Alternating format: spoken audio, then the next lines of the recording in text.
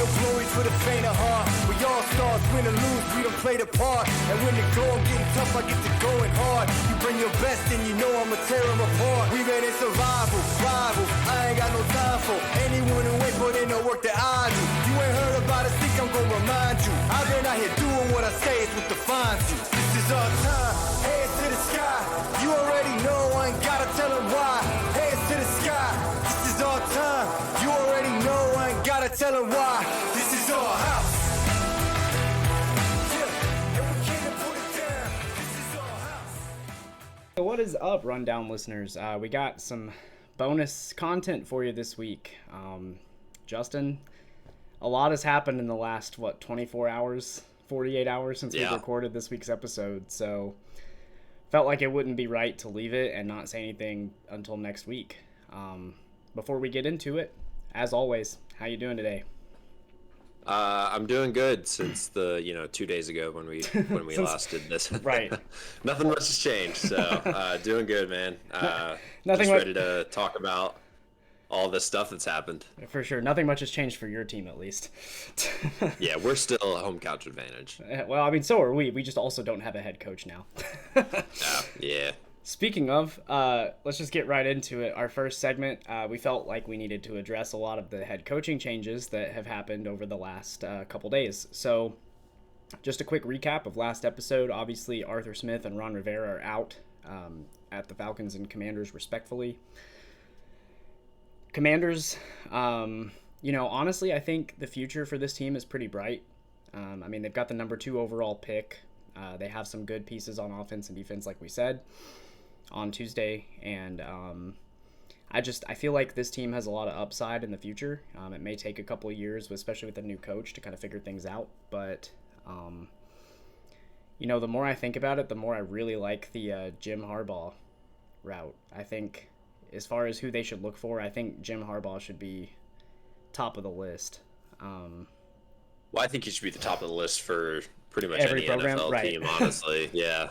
I saw maybe 20 minutes ago, which I don't know how old the report was, but I saw it about 20 minutes ago that the Commanders actually said that they are not interested in pursuing Bill Belichick. So, see, that was going to be my guess, is that he would be on their list. Yeah.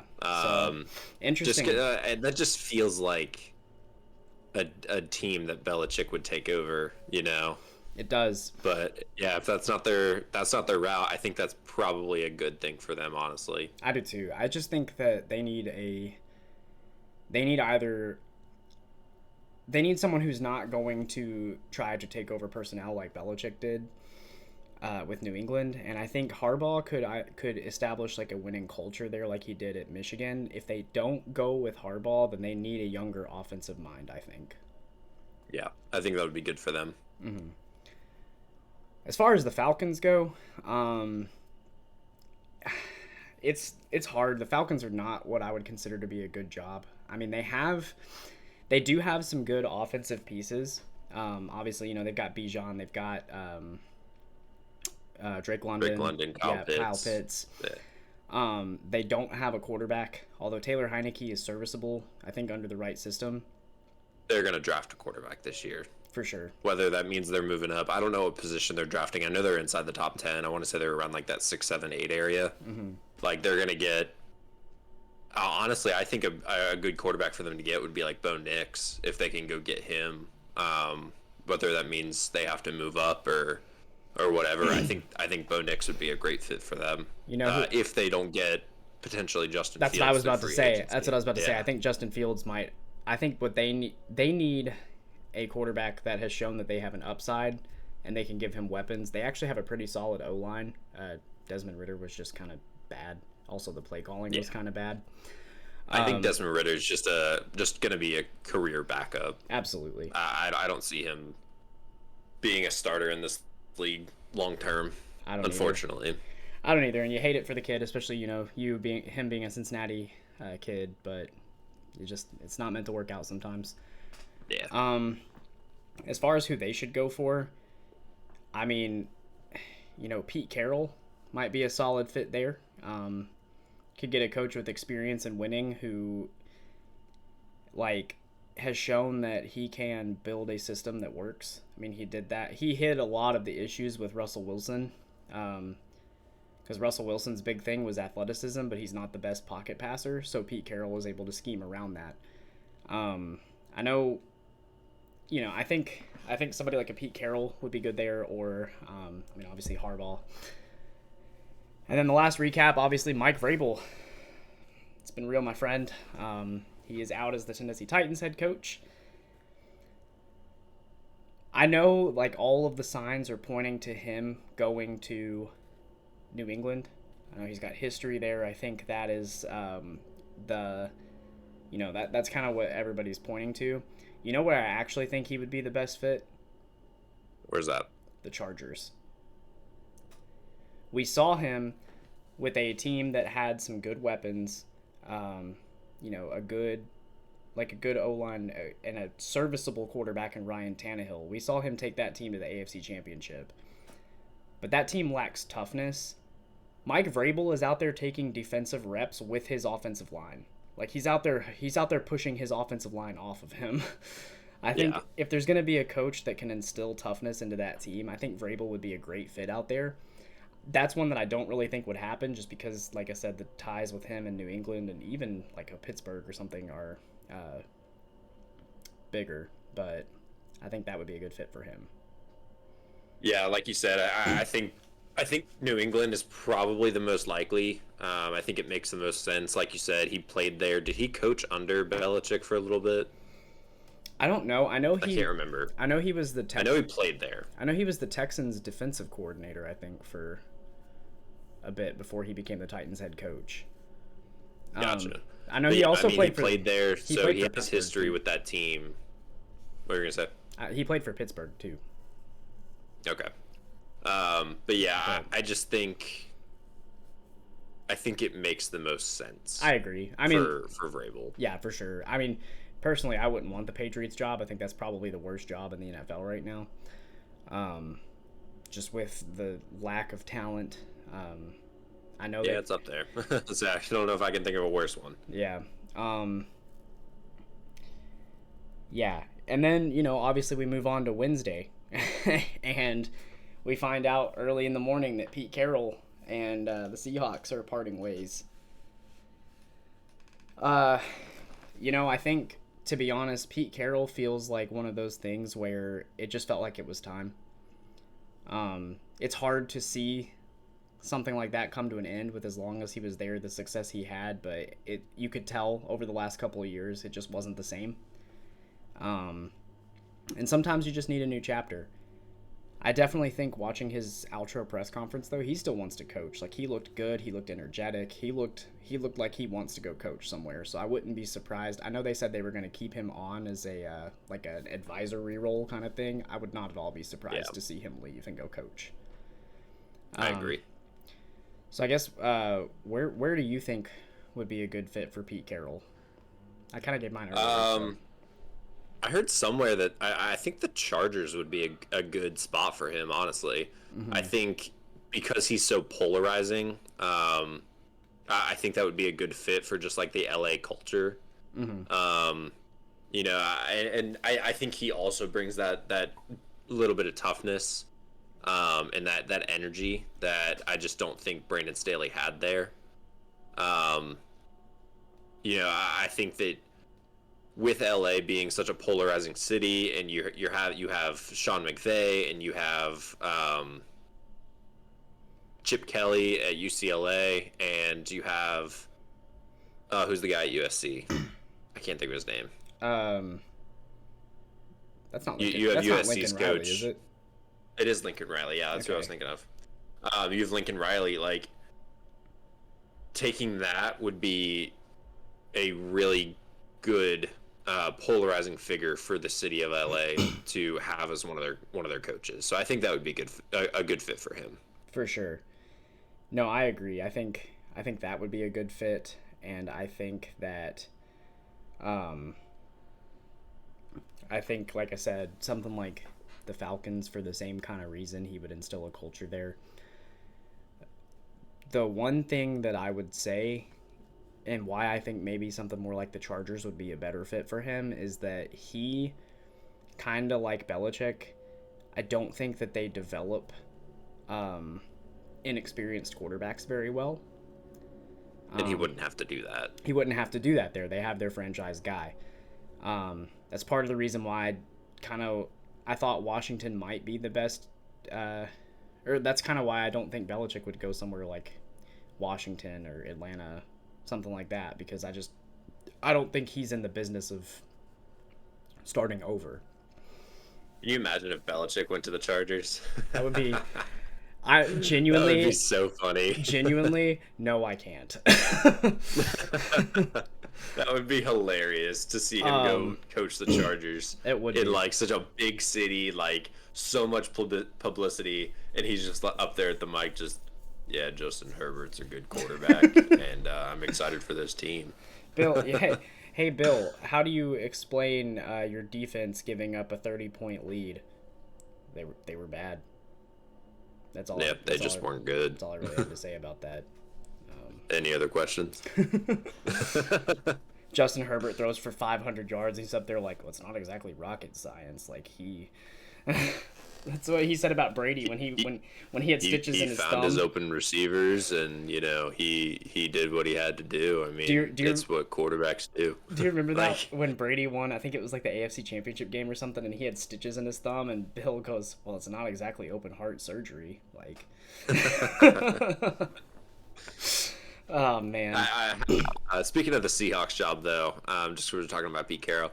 I have seen that Dan Quinn, the defensive coordinator for the Cowboys, his name has been circulating around that job a lot. I think that would be he was the DC there for a long time, so I wouldn't be shocked if he takes that position. For sure, I think that would be good for him. If I'm Dallas, though, I'm paying him a king's ransom to stay, because I think their defense has looked pretty good this year, and I think that they would hurt. Their defense has been phenomenal, yeah. Absolutely. Real quick, before we move on to the next subject, I've just seen the Titans list for head coaching candidates, and literally like 3/4 of their list is defensive coordinators, and I'm just like... Yeah. Like here's the thing, is like the NFL is and has become such an offensive-minded league. There's so many rules that protect the quarterback. Like, you see all of these things, like, if you don't have a quarterback and you don't have an offensive-minded head coach, 12 of the 14 teams that made the playoffs have an offensive head coach. Right. That's not a coincidence. Like, that is a fact. And then the two... And there's a reason for it. It's because that's the way the league has gone. Exactly. You have to be able to put up points. You're not going to win 12 games, 13 games a season when you're scoring 14 points a game. You have to be able to put up points. Absolutely.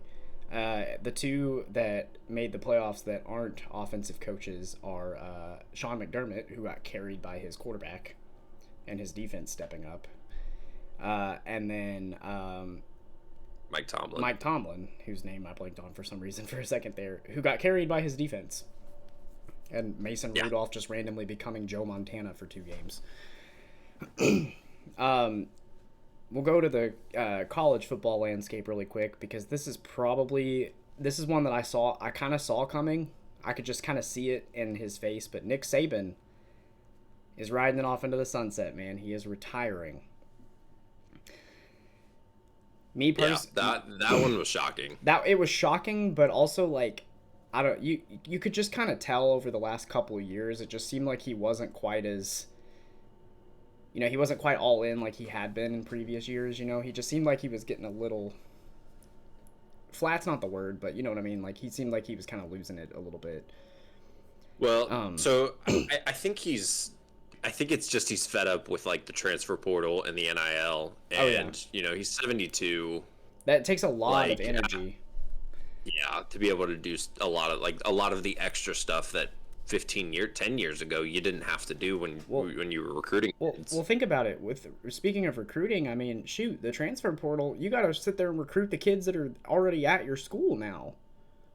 Yeah. Because you got to prove. Because if you have a guy that's a second string quarterback and he's not getting he's not getting playing time, he's going to say, hey, I'm going to go to a slightly smaller school where they're going to pay me $5 million a year. Right. And I'm going to go play there. Right. So you can't develop him in your system for a year or two and then have him be your starter his sophomore, junior, senior year. Well, and then you can't do that anymore. And then you got 19-year seniors like Bo Nix who nah, but for real, I think I saw something earlier where ESPN, it was reported that they've been eyeing Saban as the replacement to Lee Corso, and I don't know if you've watched many interviews and stuff with Nick Saban when he's not on the field. That dude is funny.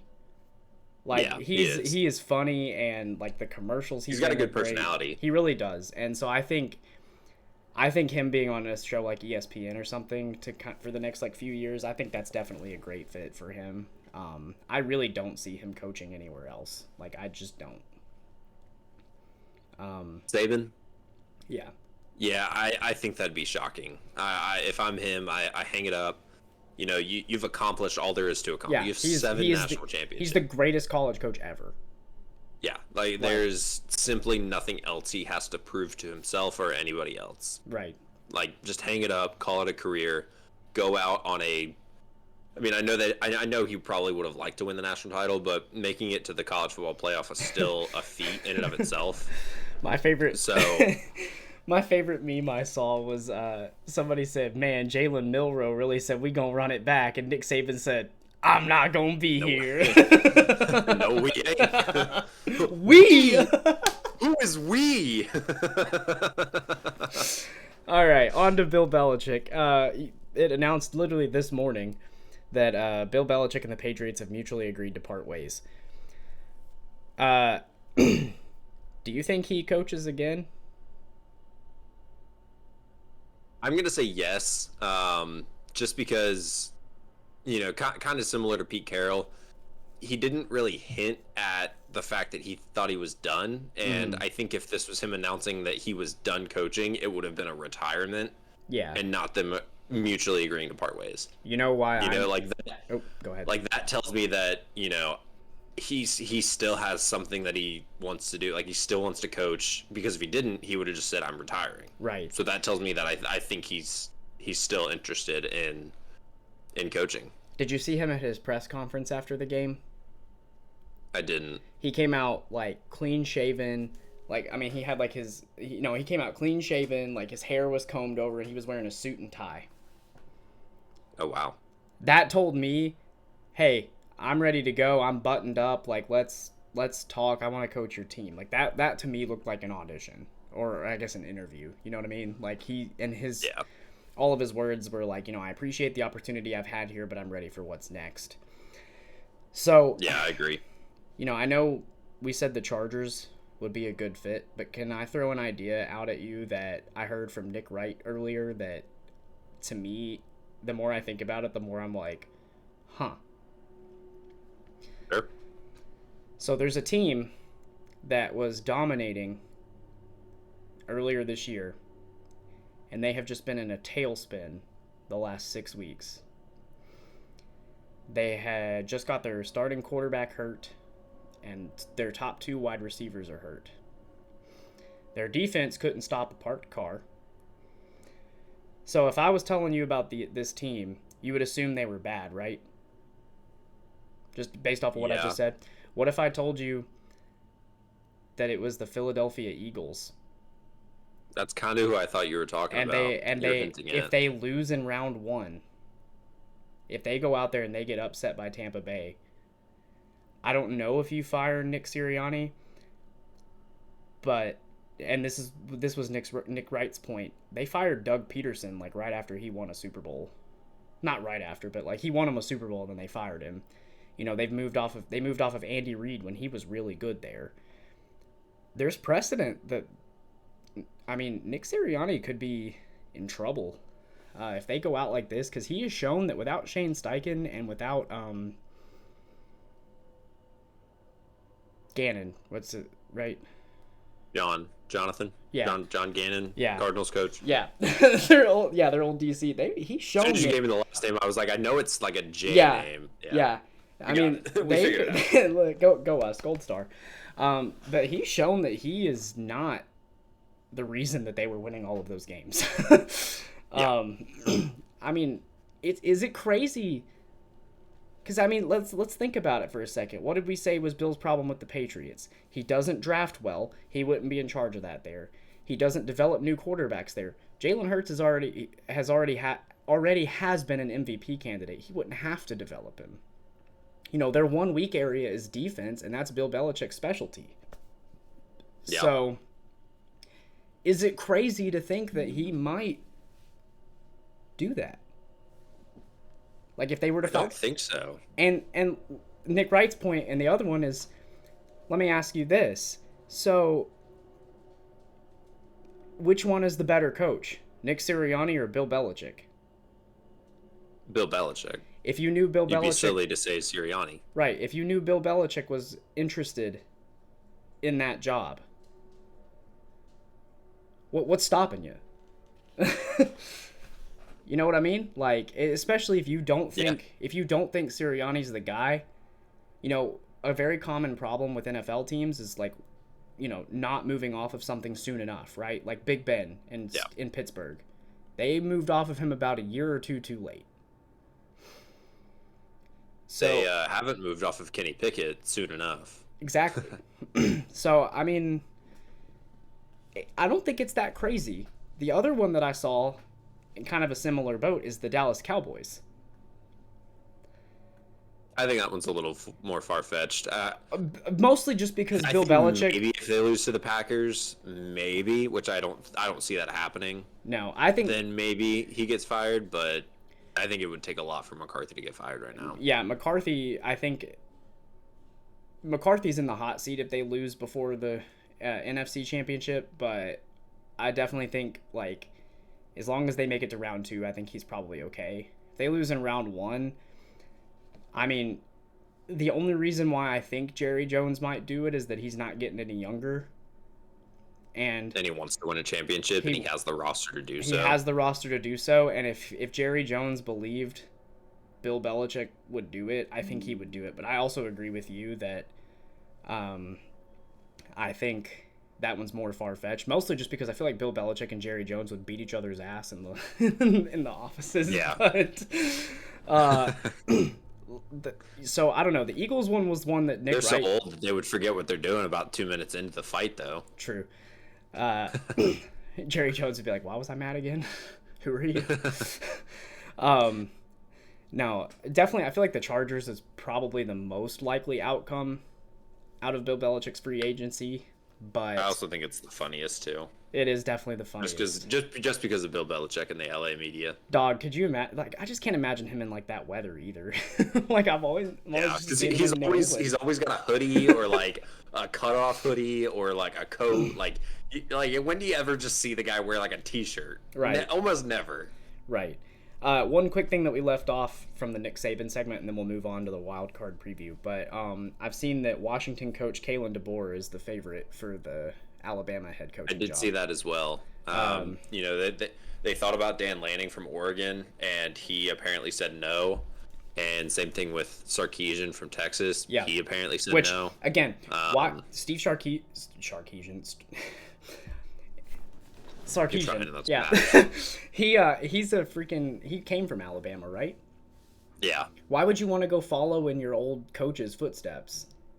Instead of making your own legacy. Right, you're making your own legacy at Texas. Why do you want to go follow the greatest college football coach ever? I don't want that job. I wouldn't want to follow that up. And miss me with that. Because it doesn't matter. Like, I don't care who it is. You go in there after that. You go 2 championships. You could go in 2 championships, and you will still be a fraction of what Nick Saban was. Dog, if you don't win 2 championships in the same season, they're gonna call you a disappointment. They're gonna run you out of town. All right. First year, you don't go 16-0 with the new playoff format. You're done. Right. All right. Well, speaking of championships, we've got the first steps to the NFL Super Bowl championship coming up with the Super Wildcard weekend, which is just a fancy way of saying they're cramming all the games into 2 days. There's a game on Monday. Is there a game on Monday? Okay. Yeah, the Bucs-Eagles is on Monday. It's Monday night. Right. Probably the worst matchup we get to watch on Monday Night Football. No, Steelers and Bills is the worst. Which We're luckily gonna- no. put that in the Sunday at 1:00. We're gonna at least get to see some offense, or like one of the teams hopefully do some offense in that game. The Eagles and Bucks, that game could potentially end up like 6-3. With the way those teams have been playing lately. Yeah. But we'll get to them. It's either gonna end up 6-3 or Buffalo's gonna win 42-1. Yeah. All right, let's start with their honestly the hardest game to predict, and that's the Browns at the Texans. So I saw I think they said Denzel Ward, their corner, he's questionable with a knee injury. They do think that he avoided a major injury, but not having him is going to be a blow to that defense, especially because Houston's main threat is passing. Who do you think is going to win this one? Houston's offense or Cleveland, led by Grandpa Joe Flacco and that electric defense? Joe Flacco threw for over 300 yards in their matchup. Amari Cooper had over 200 yards receiving in that matchup. So I'm going to go with the Texans because CJ Stroud was out that game, so their offense wasn't nearly as explosive as it could be. The Browns defense on the road gives up like 14-ish more points than they do at home per game. Unless they're playing the Titans. Yeah, that's true. And I don't know. I think the Cinderella run from Joe Flacco comes to an end. Although I will say, how insane would it be for Joe Flacco to win that game and then have to go to Baltimore in the divisional round? The script writers would be in their bag on that one. So I will say, I'm going to go with Houston. I will say I picked Houston in my bracket. This is a game that if I were to bet, though, I would not bet on this game. No. It would not. The Browns are a 2.5 point favorite right now. The only thing that worries me about Houston's offense is not having Tank Dell. Cleveland only has to really focus on Nico Collins because I think Noah Brown is their third best receiver. Even he's questionable too. He's questionable. I don't think he practiced today. Yeah, I just don't know. Like, that's the thing. I think Houston, as great as their run has been, it's just kind of hard with their injuries to really trust them. Plus, Kevin Stefanski has playoff experience. Joe Flacco has playoff experience. Like, the more that I've thought about this matchup, especially with all the injuries and everything, I kind of want to lean Cleveland. So, it's going to be a good game for sure, though. I definitely see this being like a 27-23 kind of game. I think this will be the best game of the weekend. I think so too, low key. Well, it'll be one of the two. All right, now we'll move on to the game that is most likely to end 4-2. The Dolphins travel to Kansas City. They're projecting record low temperatures for this game. I just saw on Twitter a little bit ago that they're talking negative 30-degree wind chills. The Dolphins are a warm weather team. However, the Chiefs have struggled with basic tasks like catching the ball all year offensively. So it's really hard to do that sometimes. That's true. I mean, I know they get paid tens of millions of dollars to do it. Well, if Mahomes would quit hitting his receivers in the worst possible place, just directly in the hands. Yeah, if he would quit hitting them there, he wouldn't have that problem. As far as I had the question written down, can the Dolphins overcome the Chiefs?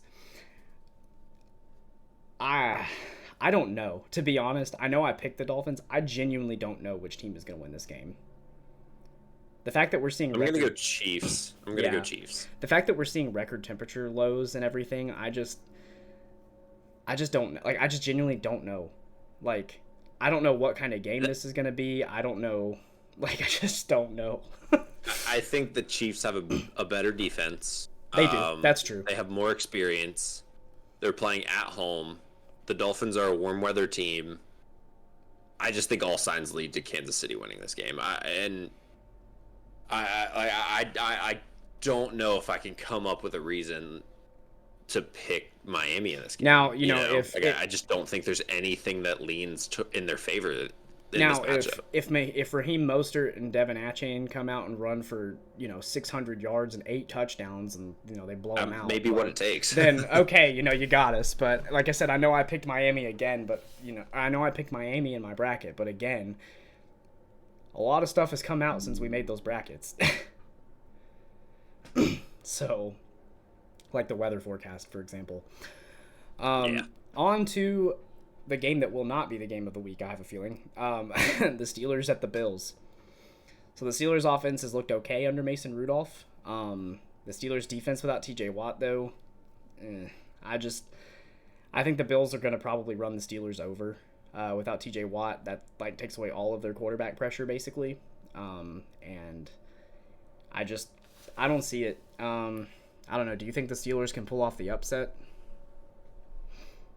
I'll give you a stat here. The Pittsburgh Steelers, since they drafted T.J. Watt, when he is healthy and plays in a full game, they are 69, 33, and 2.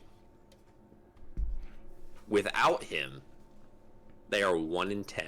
That sounds about right. Yeah. So, with that being said, I think because he is such a difference maker on their defense, I think with the Bills' defense playing fairly decent over the last 3 or 4 weeks, I won't be shocked if this game ends like 30-6.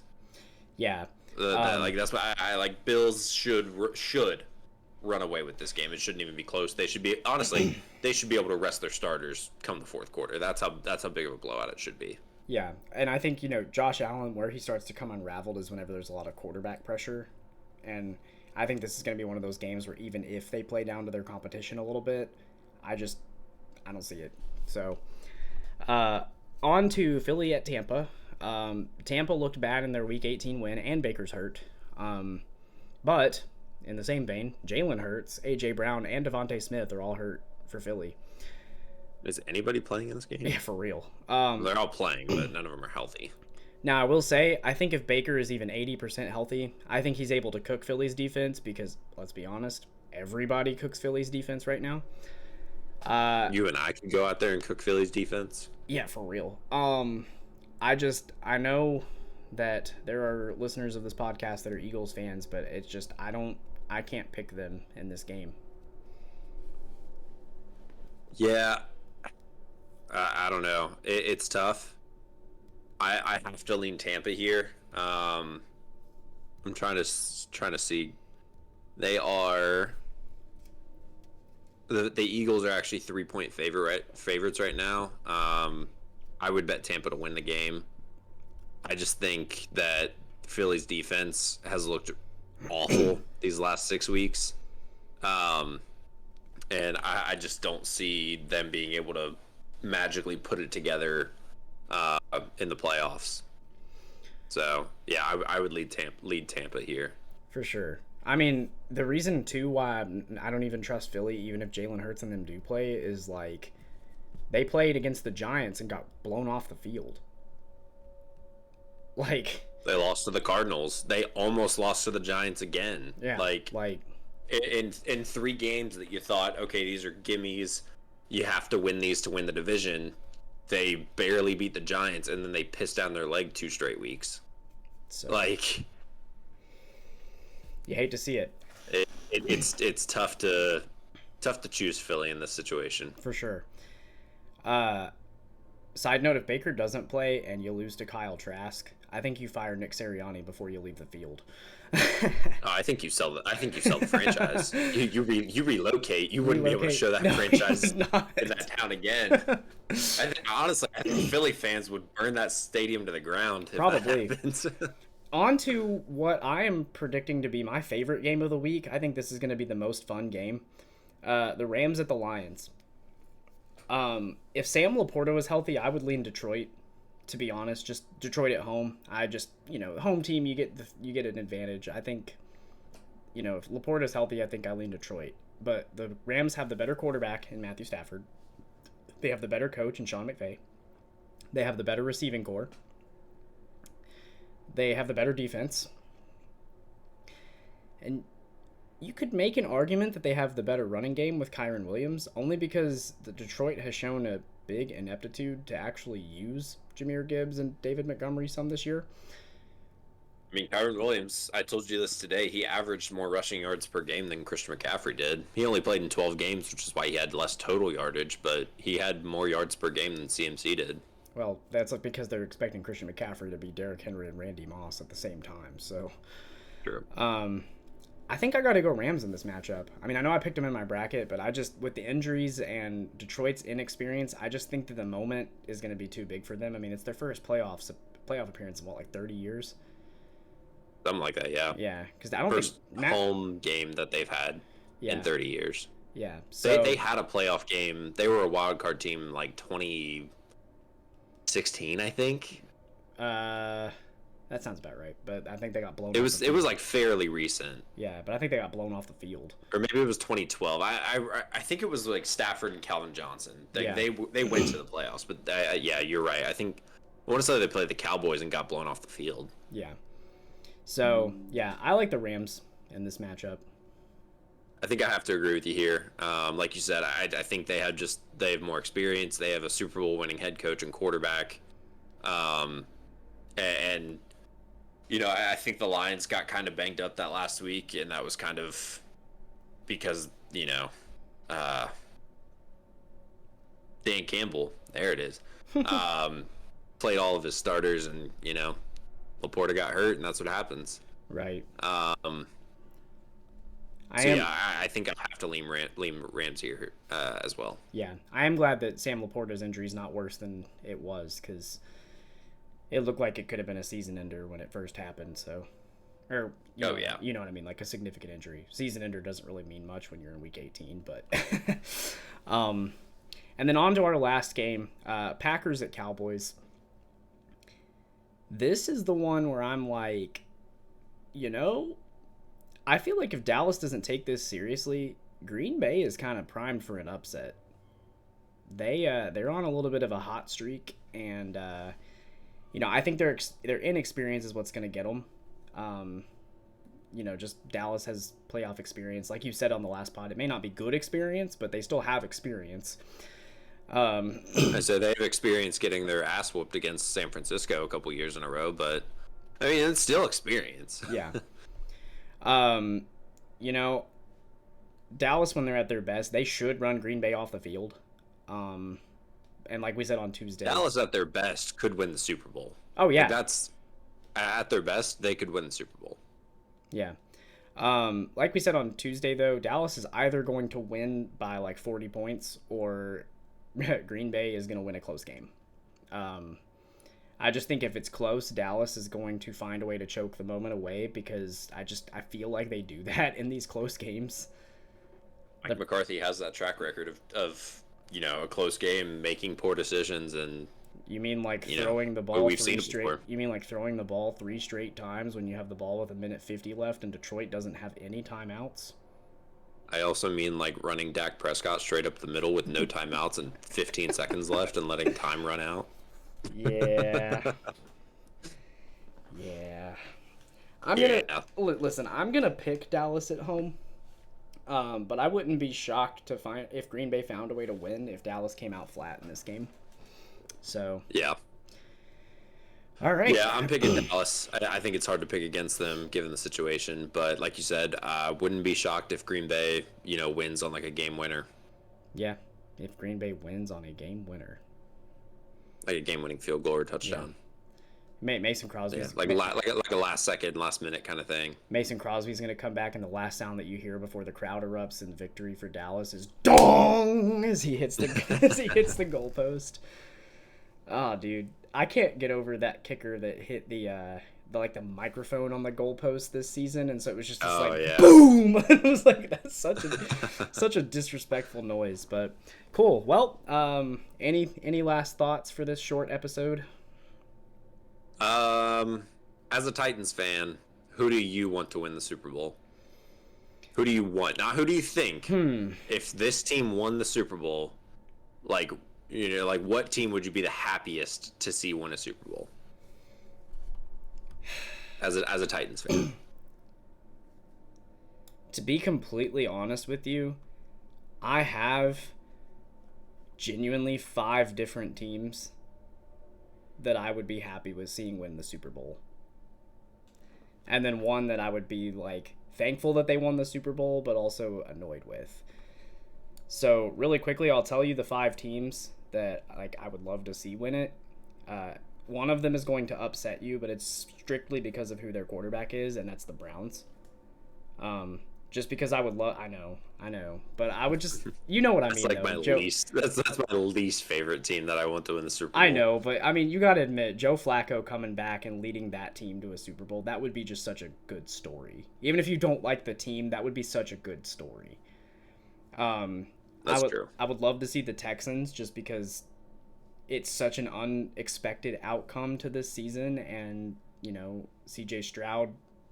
Could you imagine being a rookie and coming in and with a rookie head coach and coming in and leading that team to a Super Bowl?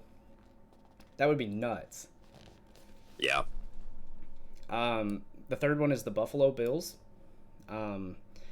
Just because of it would be such a legacy-defining season for Josh Allen to overcome all of that adversity.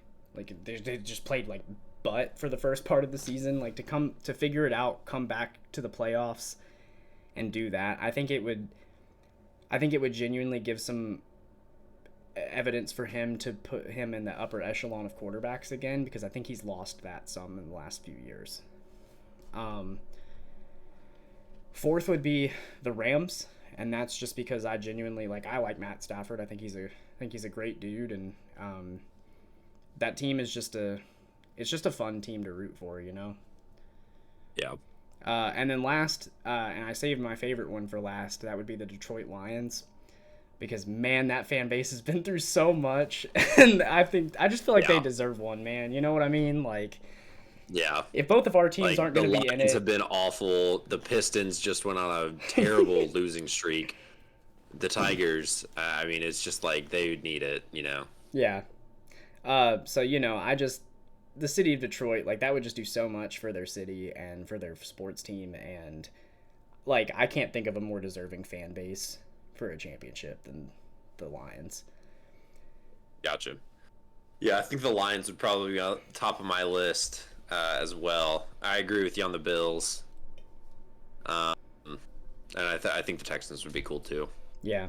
The one that I said would I'd be thankful that they've got one, but I'd also be upset with it is, of course, the Cowboys. Glad that they got one, so I can quit hearing, oh, it's our year. You know, they would finally do it, but then I also would be annoyed by it because we would never hear the end of that. Oh yeah. God, could you imagine watching Undisputed the next day? Oh, Skip Bayless would be. he might come into the studio holding a bottle of Jack and smoking a stogie. Oh goodness. Gosh. Goodness. All right. Well, man, it's been fun. Like I said, it just didn't feel right to leave this for Tuesday. Too much has happened. For sure. Excited to recap the Super Wildcard weekend with you. So. Hopefully we get some good games. Hopefully so. So, you know, to everyone watching and listening, we hope you guys enjoy the bonus show, and we'll catch you guys next week. So until then, have a great one.